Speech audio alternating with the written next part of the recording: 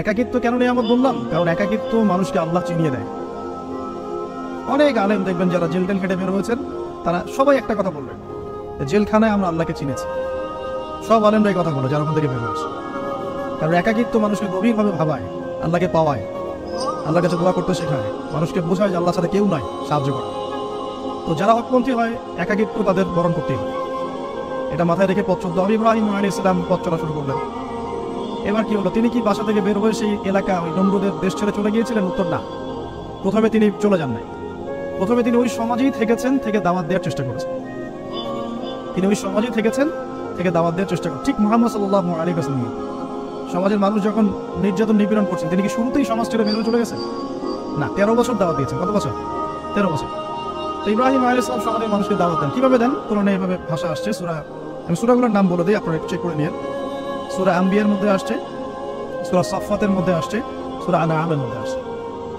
তো তিনি দাওয়াত দেন এভাবে যে ওয়াইদ ক্বালা ইব্রাহিম, যখন ইব্রাহিম বললেন লিআবিহি ওয়া কওমিহি, তার বাবাকে এবং তার কওমকে বললেন, মা হাযিহি তামাসিলু আল্লাতী আনতুম লাহা আকিফুন, তোমরা এইসব কি মূর্তির উপাসনা করো, এর চারপাশে ঘুরতে থাকো,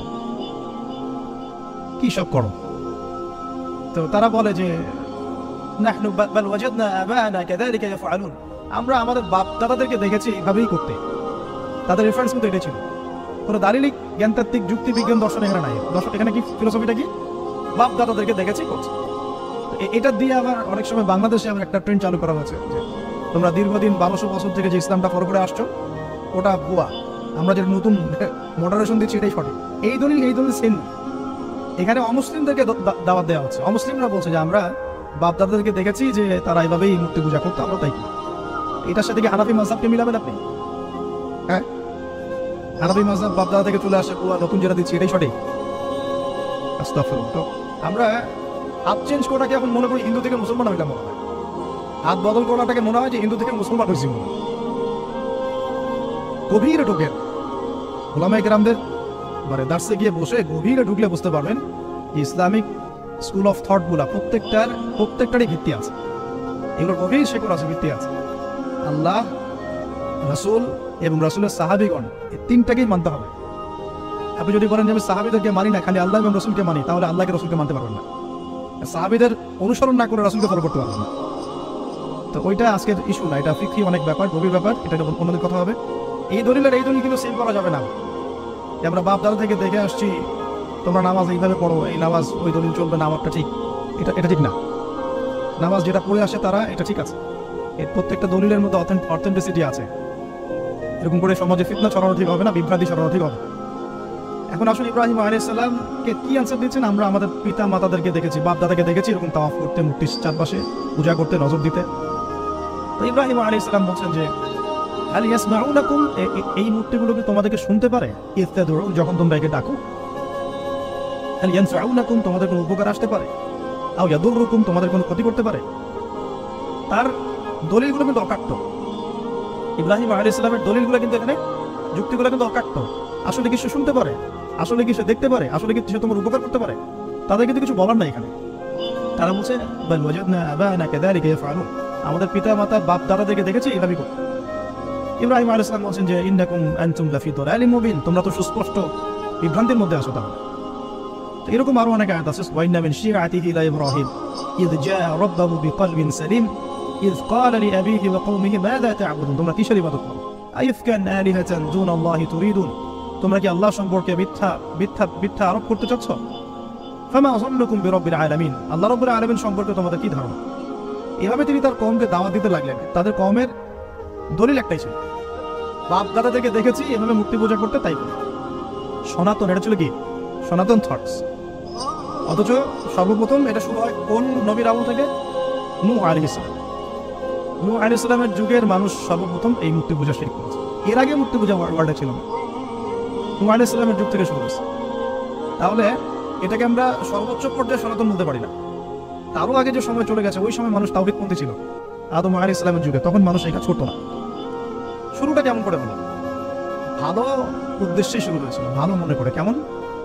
যে মানুষ এরকম চিন্তা করে নিয়েছিল যে এই মানুষগুলো লাত, উজ্জা, হুবল, ইয়াগুথ, ইয়াউক, নাসর, ইয়াগুথ, ইয়াউক, নাসর, এই ভালো মানুষগুলো আল্লাহর খুব নেককার বান্দা ছিলেন। তাদের স্ট্যাচু তৈরি করা যায়, তৈরি করলে কি হবে, এগুলোকে দেখলে আমাদের আগ্রহ জন্মাবে ইবাদত করার ব্যাপারে। এটা ছিল ওদের থটস। শয়তান এভাবেই তাদেরকে ইনফ্লুয়েন্স করেছিল, তারা তাই করলো। এই জেনারেশনটা যখন মারা গেল, পরের জেনারেশন যখন আসলো, তখন শয়তান ওদেরকে বোঝালো, ধরেন 100-200 বছর পরে বোঝালো যে ওরা খুব ভালো মানুষ ছিল, ওদের মূর্তিকে মসজিদের বাইরে না রেখে ভিতরে ঢুকিয়ে ফেলো, তাদেরকে সেজদা করতে হবে না, ভিতরে ঢুকিয়ে ফেলো, ইবাদতে মনোযোগ আসবে। পরের জেনারেশন এই কাজটাই করলো। থার্ড জেনারেশনকে শয়তান বোঝালো যে সরাসরি ওদের কাছে চাইলেই হবে, তারা আল্লাহ পাকের অনেক মানে কি আনুগত্য প্রাপ্ত, নৈকট্য প্রাপ্ত বান্দা, সরাসরি তাদের কাছে চাইলেই হবে। আল্লাহর কাছে যাওয়া এখানে যাওয়া একই কথা, ওখানে সেজদা করা এখানে সেজদা করা একই কথা। এখান থেকে শুরু হলো সরাসরি স্ট্যাচু ওয়ার্শিপ। সরাসরি স্ট্যাচু ওয়ার্শিপিং এখান থেকে শুরু হয়েছে। তো আমরা আমাদের হিন্দু ভাই বোন যারা আছেন, আমাদের আশপাশে অমুসলিম ভাই বোন, তাদের প্রতি সম্মান রেখেই এই হিস্ট্রিগুলো পড়তে বলবো আর কি, এবং যুক্তি দর্শনগুলো খুঁজতে বলবো। আসলে কি তারা শুনতে পায়? আসলে কি সে আমার কোনো উপকার করতে পারে? আসলে কি সে আমার কোনো ক্ষতি করতে পারে? আসলে কি সে সৃষ্টিকর্তার প্রতিমূর্তি হতে পারে কিনা? তো আমরা এটা আহ্বান জানাবো, আমরা কারো ধর্মীয় অনুভূতিতে আঘাত করবো না। ইসলাম আমাদেরকে এটা শেখায় না। ইসলাম এটা শেখায় যে মানুষকে হিকমার সাথে, প্রজ্ঞার সাথে দাওয়াত দেয়া, যাতে করে তারা জাহান্নামের রাস্তা থেকে ফিরে আসতে পারে ইনশাআল্লাহ। এখন আসুন, আরও একটা দাওয়াত ইব্রাহিম আলাইহিস সালাম তার কওমকে দিলেন। সেটা কি? এবার এখানে সমাজের মানুষের সাথে ওই সমাজের ধর্ম নেতারাও ছিল। সমাজে কিন্তু কয়েক শ্রেণীর মানুষ থাকে, মানে সামাজিক নেতা, ধর্মনেতা, রাষ্ট্রনেতা। রাষ্ট্রনেতা পর্যায়ে এখন ইব্রাহিম আলাইহিস সালাম যান নাই, এখন সমাজ নেতা আর ধর্মনেতা চলছে। এবার ধর্মনেতা আসলো, এসে ধর্মনেতারা তাকে বোঝানোর চেষ্টা করলো যে এই আসমানের তারা, চাঁদ, সূর্য, প্রকৃতি, গাছপালা, এগুলো ইলাহ, এগুলোর ইবাদত করা যায়। এই ঘটনা আল্লাহ রাব্বুল আলামিন সূরা আনআমের মধ্যে বলছে। তো ইব্রাহিম আলাইহিস সালামকে তারা দেখাচ্ছে, এটা আরবীয় একটা কাব্যিক ভাষায় কোরআনে এসেছে, চমৎকার ভাষায়, যে ফালাম্মা জান্না আলাইহিল লাইল, যখন তার উপর রাত আচ্ছাদিত হলো, রাআ কাওকাবা, তখন ইব্রাহিম আলাইহিস সালাম কি দেখলেন? আকাশে তারা দেখলেন। ঠিক আছে, তারা দেখ, মূর্তি পূজার এখানেই আছে, ধর্মনেতারাও এখানেই আছে। তো তিনি বলছেন হাযা রব্বি, এটা আমার রব। ফালাম্মা ফালা, যখন তারকাগুলো অস্তমিত হলো, ক্বালা লা উহিব্বুল আফিলিন, আমি তো অস্তমিত যাওয়া জিনিসকে পছন্দ করি না। রব তো অস্তমিত যাবে না, এখানেও যুক্তি লাগবে, তো আমার ফিলোসফি লাগবে, আমার এখানে দর্শন লাগবে, এখানে তো আমাকে মানে প্রজ্ঞা দিয়ে বোঝাতে হবে, এটা তো অস্তমিত হয়ে গেল, এটা তো রব হতে পারে না। ফালাম্মা রাআল কামারা বাযিগান, যখন সে চাঁদকে দেখলো জলজল করছে একদম। এখনকার চাঁদ দেখা আগের চাঁদ দেখা দেখ না, এখন তো আমরা চাঁদের আলোই খুঁজে পাই, তখনকার চাঁদ তো অন্যরকম। বাযিগান মানে জলজল করছে, তখন তিনি বললেন হাযা রব্বি, এটা আমার রব। তখন ফালাম্মা ফালা, যখন এটাও অস্তমিত হয়ে গেল, তিনি বলছেন লাইন লাম ইয়াহদিয়ানি রব্বি লাকুনান্না মিনাল কওমিদ দাল্লিন, আল্লাহ যদি আমাকে হেদায়েত না দেন তাহলে আমি এই দল্লিনদের অন্তর্ভুক্ত হয়ে যাব। ইব্রাহিম আলাইহিস সালাম বলছেন ফালাম্মা রাআ শামসা বাযিগাতান